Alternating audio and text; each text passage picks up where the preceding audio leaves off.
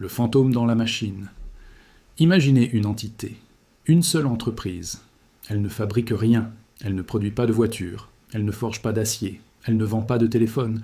Vous ne pouvez rien acheter dans ces magasins, car elle n'en a pas. Pourtant, cette entreprise possède une part de tout ce que vous touchez, de tout ce que vous mangez et de tout ce que vous utilisez. Regardez autour de vous. Votre iPhone? Ils en sont l'un des plus gros actionnaires. La voiture que vous conduisez? Ils possèdent une part du constructeur. L'essence que vous mettez dedans? Ils possèdent une part de la compagnie pétrolière. La maison que vous louez? Il est possible qu'il l'ait achetée pour vous la louer plus cher. Les médicaments que vous prenez? Ils sont au capital du laboratoire pharmaceutique. Même les médias qui vous informent appartiennent en partie à cette entité. Son nom est BlackRock, et le chiffre qui définit sa puissance dépasse l'entendement humain. 10 000 milliards de dollars, 10 trillions d'actifs sous gestion. Pour vous donner une idée de cette échelle vertigineuse, c'est plus que le PIB de l'Allemagne, de la France et du Royaume-Uni, réunis. Si BlackRock était un pays, ce serait la troisième puissance économique mondiale, juste derrière les États-Unis et la Chine. Mais le véritable scandale n'est pas leur taille, c'est la provenance de cet argent. BlackRock n'a pas gagné ses 10 000 milliards en vendant des produits. Cet argent, c'est le vôtre, c'est votre épargne retraite, c'est l'argent de votre assurance vie, c'est la trésorerie de votre banque, ce sont les fonds publics de vos impôts. Ils ont utilisé l'épargne des citoyens du monde entier pour acheter le monde entier et s'arroger un pouvoir de contrôle total sur l'économie, sans jamais avoir été élus par personne. Comment une petite start-up financière, fondée dans un bureau exigu de New York en 1988, est-elle devenue en seulement 35 ans le quatrième pouvoir du gouvernement américain?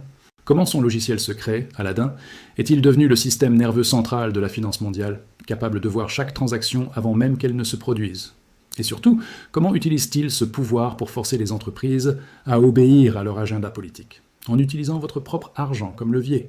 Dans ce documentaire d'investigation, nous allons entrer dans la boîte noire. Nous allons révéler comment Larry Fink, l'homme le plus puissant dont vous ne connaissez pas la voix, a construit l'empire invisible qui dirige votre vie. Chapitre 1. La blessure originelle, l'homme qui a perdu 100 millions. Pour comprendre l'obsession de contrôle de BlackRock, il faut comprendre l'humiliation de son fondateur. L'histoire ne commence pas par un triomphe, mais par un désastre. Nous sommes en 1986. Larry Fink est une étoile montante de Wall Street. Il travaille pour la banque d'investissement First Boston.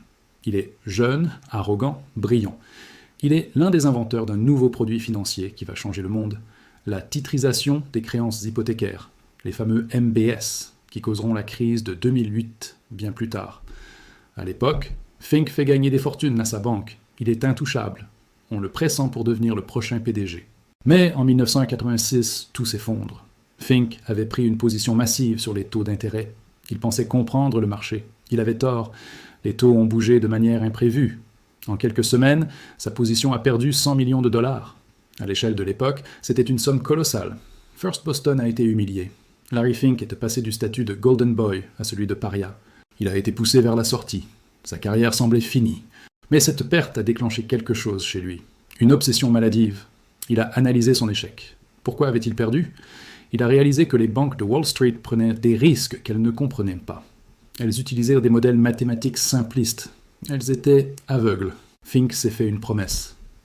Plus jamais je ne parierai sans savoir. Plus jamais je ne serai aveugle face au risque. En 1988, avec 7 partenaires, ils fondent une petite boutique de gestion d'actifs dans une seule pièce. Leur idée n'était pas de vendre des actions, stock picking comme tout le monde. Leur idée était de vendre de la sécurité, de vendre de la gestion de risque. Ils voulaient analyser les portefeuilles des autres pour leur dire où se cachaient les bombes à retardement. Au début, personne ne les prenait au sérieux. Ils étaient une filiale obscure du groupe Blackstone, d'où le nom BlackRock, adopté plus tard. Mais Fink avait un atout secret dans sa manche. Il ne construisait pas seulement une banque, il construisait une intelligence artificielle avant l'heure. Chapitre 2. Le cerveau numérique. Aladdin. Si BlackRock est le corps de la bête, Aladdin en est le cerveau. Aladdin, Asset, Liability, Debt and Derivative Investment Network, n'est pas un simple logiciel Excel. C'est l'ordinateur le plus puissant de l'histoire de la finance. Dès les débuts de BlackRock, Larry Fink a embauché des mathématiciens, des physiciens, des ingénieurs. Il leur a dit « modélisez tout ». Il voulait un système capable de scanner chaque obligation, chaque action, chaque produit dérivé sur Terre, et de calculer, seconde par seconde, ce qui se passerait si les taux montaient, si le pétrole chutait, si une guerre éclatait. Aujourd'hui, Aladdin est devenu un monopole technologique terrifiant. Ce n'est pas seulement BlackRock qui l'utilise. BlackRock loue Aladdin à ses concurrents. Vanguard utilise Aladdin. State Street utilise Aladdin. Les plus grandes compagnies d'assurance, AXA, Allianz, utilisent Aladdin. Les fonds de pension de Californie et du Japon utilisent Aladdin. Même la Réserve fédérale américaine utilise Aladdin pour surveiller les marchés. Voici le chiffre qui donne le vertige. On estime qu'Aladdin surveille et gère les risques de 21 000 milliards de dollars d'actifs, 21 trillions. C'est la somme de tout l'argent géré par BlackRock, plus l'argent géré par tous ses clients. C'est plus que le PIB des États-Unis. Cela signifie qu'un seul système informatique, contrôlé par une seule entreprise privée, a une vue panoramique, God's Eye View, sur la quasi-totalité des flux financiers mondiaux. Aladdin voit qui vend quoi, où et à quel prix, avant tout le monde. C'est une asymétrie d'information absolue. Dans la guerre financière, BlackRock possède les satellites, les radars et les codes de lancement, pendant que les autres investisseurs se battent avec des jumelles. C'est grâce à Aladdin que BlackRock a survécu aux crises. En 2008, quand les banques s'effondraient parce qu'elles ne savaient pas ce qu'il y avait dans leur bilan, les subprimes toxiques, BlackRock savait. Aladdin avait vu le risque. BlackRock a non seulement évité la faillite, mais a profité du chaos pour racheter ses rivaux, comme la branche investissement de Barclays, pour une bouchée de pain, devenant instantanément le numéro 1 mondial. Chapitre 3. L'aspirateur à cash. La révolution silencieuse des ETF. Avoir le meilleur ordinateur du monde, Aladdin, ne suffit pas. Un moteur de Ferrari ne sert à rien sans essence. Et l'essence de la finance, c'est le capital, c'est votre argent. Comment une entreprise qui gérait à peine quelques milliards dans les années 90 a-t-elle réussi à capter 10 000 milliards de dollars en 2024 ? Ce n'est pas grâce à la publicité. Ce n'est pas grâce à des vendeurs de porte-à-porte. Ils ont profité d'une révolution silencieuse, presque invisible, qui a changé la façon dont l'humanité épargne. L'avènement de la gestion passive et des ETF, Exchange Traded Fund. Pendant des décennies, l'investissement était un sport actif. Vous donniez votre argent à un gérant de fonds, en costume cravate, souvent basé à Boston ou à Londres. Sa mission était de battre le marché. Il passait ses journées à analyser des bilans, à rencontrer des PDG, à essayer de deviner quelle action allait monter. Le fameux stock picking. C'était prestigieux, c'était intellectuel, et c'était incroyablement inefficace. Les études ont montré que sur le long terme, qu'à 90% de ces gérants actifs faisaient moins bien que la moyenne du marché, tout en facturant des frais exorbitants, 2% ou 3% par an. BlackRock a compris avant tout le monde que ce modèle était mort. Ils ont popularisé l'approche inverse d'une simplicité brutale. Ne cherchez pas l'aiguille dans la botte de foin. Achetez toute la botte de foin. Pourquoi essayer de deviner quelle entreprise va gagner ? Achetez-les toutes. Avec sa marque iShares, rachetée à Barclays en 2009, le coup de maître de Larry Fink, BlackRock a créé une armée de robots financiers, les ETF. Un ETF est un fonds qui achète automatiquement, sans réfléchir, sans émotion, toutes les actions d'un indice boursier. Vous voulez investir en Amérique ? Achetez l'ETF S&P 500. En une seconde, vous devenez propriétaire d'une fraction des 500 plus grandes entreprises américaines. Vous voulez investir dans le monde ? Achetez l'ETF MSCI World. C'est simple, c'est liquide. Et surtout, les frais sont minuscules. 0,03% par an. C'était vendu comme la démocratisation ultime de la finance. C'est bon pour le petit épargnant, disait Neil. C'est la fin des banquiers rapaces. Et c'est vrai, c'est moins cher. Mais l'effet secondaire de cette démocratisation est une concentration de pouvoir jamais vue depuis l'époque des pharaons. Chaque mois, des millions de salariés américains voient une partie de leur salaire prélevée automatiquement pour leur retraite, le plan 401K. Cet argent ne va pas sur un compte en banque. Il va par défaut dans des ETF Target Date, gérés par qui ? Par BlackRock. Chaque mois, des millions d'Européens épargnent via des assurances vie. Où va cet argent ? Dans des ETF iShares. BlackRock n'a pas besoin de vous convaincre. L'argent arrive tout seul, par défaut, par gravité. C'est un aspirateur automatique, branché sur les salaires du monde entier. Les flux sont devenus torrentiels. Des centaines de milliards de dollars nouveaux entrent dans les coffres de BlackRock chaque année, qu'il pleuve ou qu'il vente. Mais voici le piège. Chaque fois que vous achetez un ETF iShares S&P 500 chez votre banquier en ligne, vous pensez être le propriétaire. Techniquement, vous possédez la valeur économique. Si l'action monte, vous gagnez de l'argent. Mais juridiquement, qui est le propriétaire inscrit sur le registre de l'entreprise ? C'est BlackRock. Et avec la propriété vient le droit de vote. Vous avez délégué, souvent sans le savoir, votre pouvoir politique d'actionnaire à Larry Fink. Imaginez, vous possédez une action Apple via un ETF. Vous ne recevez pas l'invitation à l'Assemblée générale d'Apple. Vous ne votez pas pour élire le conseil d'administration. C'est BlackRock qui vote en votre nom, avec votre argent, mais selon ses priorités. C'est ainsi qu'ils ont capturé le pouvoir de vote dans toutes les entreprises du monde occidental, sans dépenser un centime de leur propre poche. Ils utilisent le capital du peuple pour contrôler l'infrastructure du capitalisme. Chapitre 4. Ils possèdent tout, le monopole de la propriété commune. Faisons une expérience mentale. Allez dans un supermarché, regardez les rayons. Vous voyez une concurrence féroce entre Coca-Cola et Pepsi, deux géants qui se battent pour votre soif. Maintenant, regardez qui les possède. Qui est le plus gros actionnaire de Coca-Cola? BlackRock, souvent accompagné de Vanguard et State Street. Qui est le plus gros actionnaire de Pepsi? BlackRock. Changez de rayon. La technologie. Vous pensez qu'Apple et Microsoft sont des rivaux mortels? BlackRock est le premier ou deuxième actionnaire des deux. L'énergie? Exxon et Chevron? Pareil. La banque? JP Morgan et Bank of America? Pareil. Les médias? Disney, Comcast, Fox News? Pareil. Ce phénomène économique porte un nom. La propriété commune, common ownership. Nous vivons dans une illusion de choix. Dans presque tous les secteurs stratégiques de l'économie, banque, énergie, technologie, médias, transport aérien, pharmacie, les principaux concurrents appartiennent en réalité, via les ETF et les fonds indiciels, aux mêmes propriétaires institutionnels géants.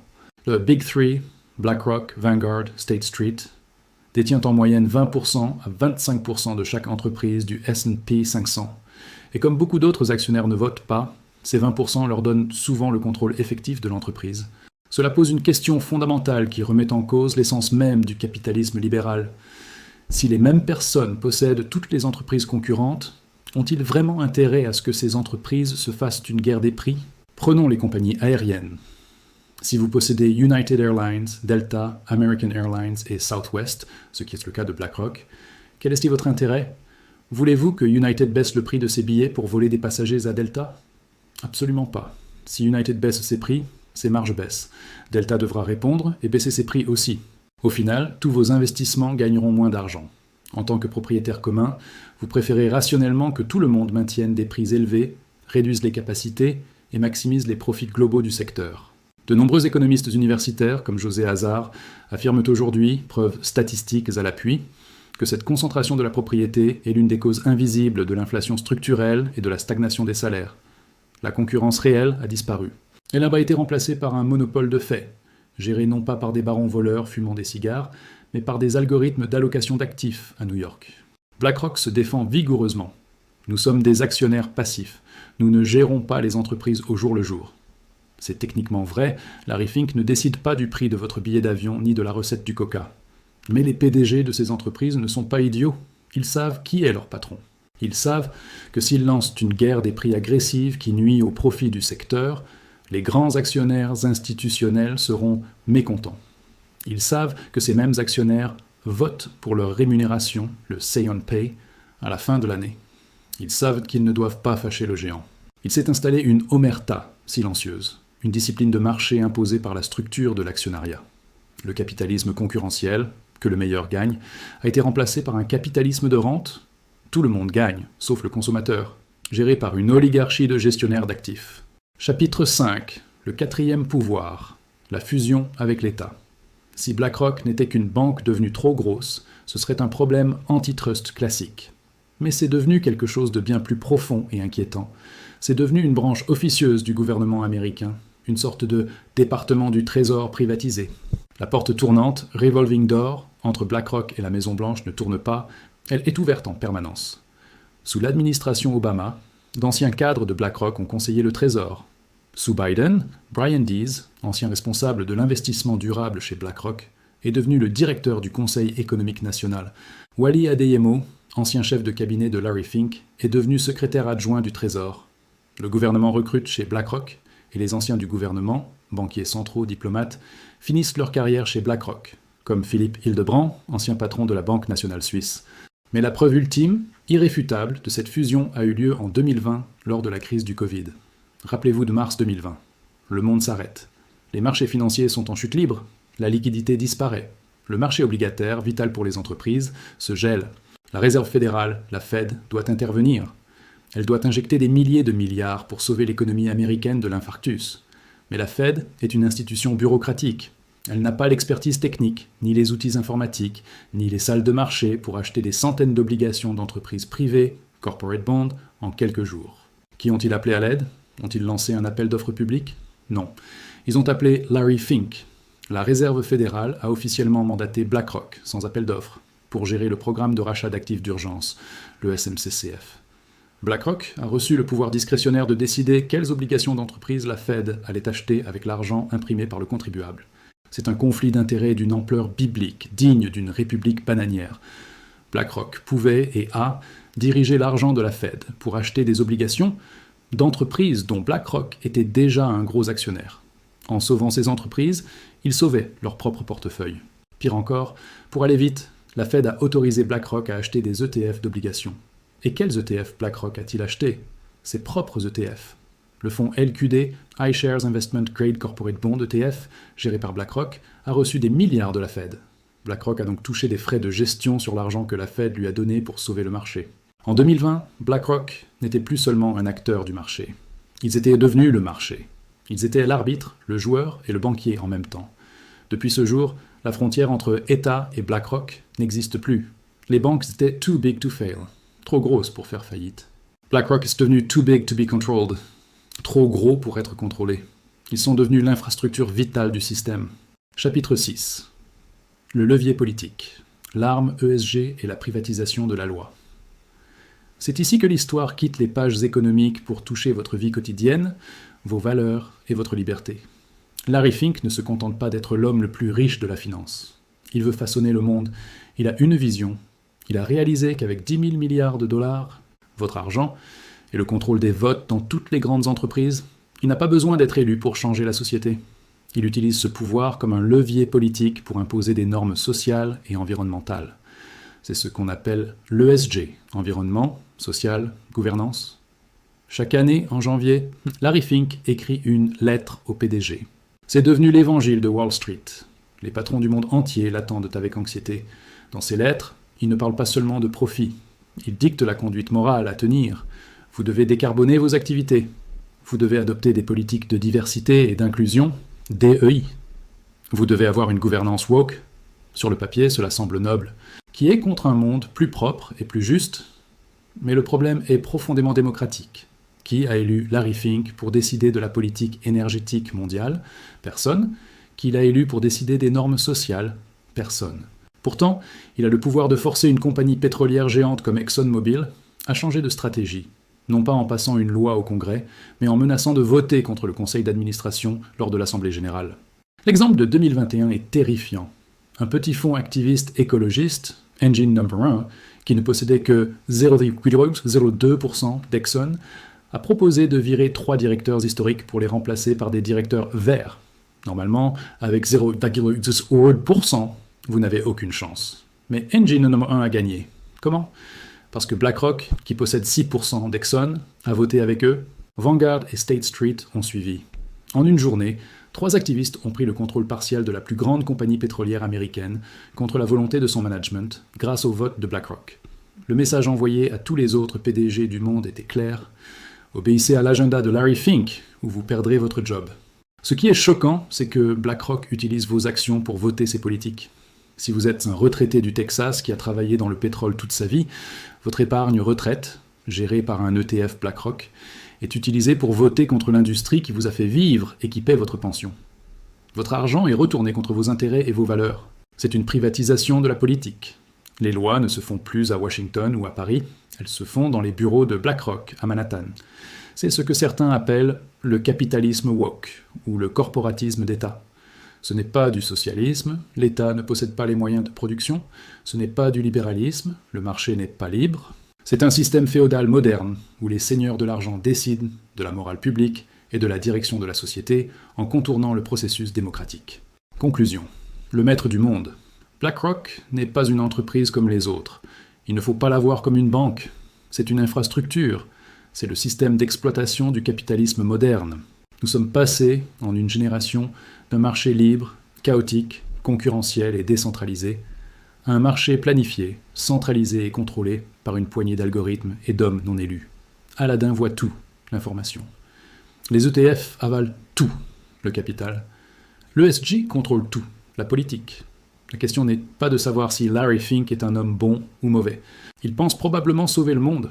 La question échec de savoir si un seul homme ou une seule entité privée devrait avoir autant de pouvoir sur le destin de l'humanité. L'histoire nous enseigne que la concentration extrême du pouvoir, qu'elle soit politique ou économique, mène toujours à l'abus et à la fragilité. Si BlackRock se trompe dans ses modèles, comme Larry Fink s'est trompé en 1986 quand il a perdu 100 millions, ce n'est pas une banque qui tombe, c'est le système mondial qui s'écroule. Il n'y a pas de plan B, il n'y a personne de plus gros pour les sauver. Ils ont acheté l'économie mondiale avec votre argent. Ils dirigent les entreprises avec vos droits de vote.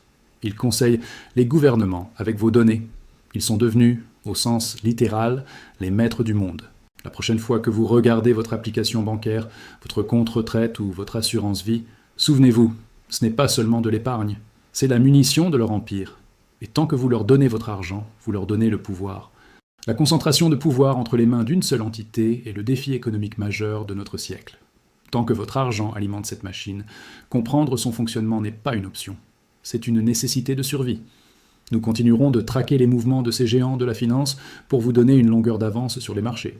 Si vous refusez d'être un simple rouage passif dans leur système, rejoignez notre analyse en vous abonnant dès maintenant. Le savoir est le seul véritable contre-pouvoir. Ne laissez personne décider de votre avenir à votre place.